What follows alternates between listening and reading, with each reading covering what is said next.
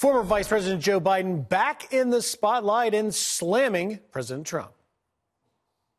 What I worry about is about fundamental miscalculations. This is not a business deal. CEOs saying we're going to grow, we're going to raise wages. And they are saying we're so glad not to have new regulations added on. Did your administration go too far? Those same CEOs in a much larger and deeper poll that was done also have grave doubt about his judgment. His criticism fueling speculation that he's all in on a 2020 presidential run. But is Biden ignoring his own questionable decisions while in office? Here to debate it, the president of Security Studies, Jim Hansen, and president of Washington Strategy Group, Joel Rubin. Gentlemen, good morning. How are you? Jim, let's start with you to react to Vice President Biden. Last time I checked, he's not in control, but he certainly has a lot of advice to armchair offer. What are your thoughts? You know, I would like to jump on board the Joe Biden 2020 bandwagon right now. I wholeheartedly support crazy Uncle Joe getting in the ring. He's got nothing but bad decisions and bad policies in his background.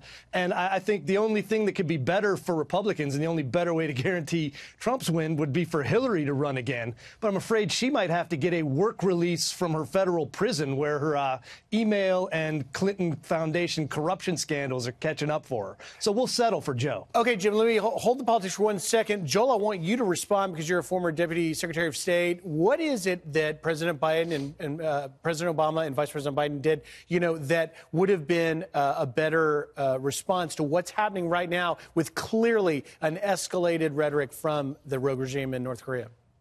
Well, it's great to see a strong leader coming back to Washington who has real bipartisan credibility and leadership chops. And Vice President Biden, his popularity is sky high. It's 57%. Americans like him. They like what he's done on veterans, his fight against cancer. And on North Korea, to your question, frankly, he is making a clear point that we should be tough on North Korea, have aggressive sanctions and diplomacy, but not be threatening nuclear war, not be trying to create a dynamic where we make an unhinged leader more unhinged, as we've seen over the past year, where North Korea has made more progress in the last year on its program than it did in the previous decade. So it's good to have someone back in Washington who can really speak for a broad sector of America. Real quick, Jim, let me respond to that. Let you respond to that because Joel's saying that this whole tweet from President Trump about the button and the tit-tat with Kim Jong-un, is it bringing us, as Vice President Biden says, closer to nuclear war?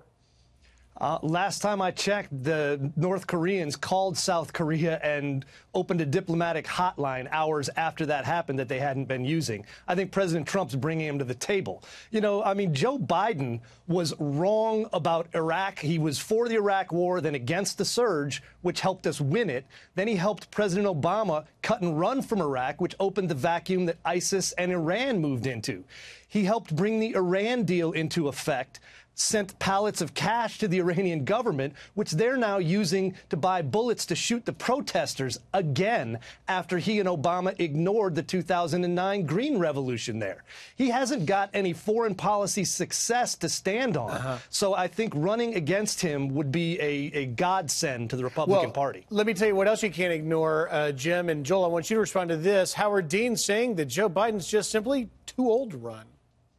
Well, I'm not going to judge whether he's too old or not. He's about the same age as President Trump. So if that's the case, then neither should really be contemplating running in 2020. But in terms of his foreign policy acumen, the fight against ISIS that we're winning was a fight that was structured and organized by Joe Biden as vice president. And the Iran nuclear agreement, which has prevented Iran verifiably from getting a nuclear weapon, was as a result of tough negotiations and sanctions led by the administration, the Obama administration, that the Trump administration is potentially going to unravel and leave us exposed to an Iranian nuclear program without constraints. So I wouldn't exactly say that those are failures. All right, Joel Rubin, thank you very much. Jim Hansen, thank you for taking time. I guess we'll find out whether or not Vice President Biden was correct when he said he could take Howard Dean. We'll leave that for another day. Thanks for joining us, guys.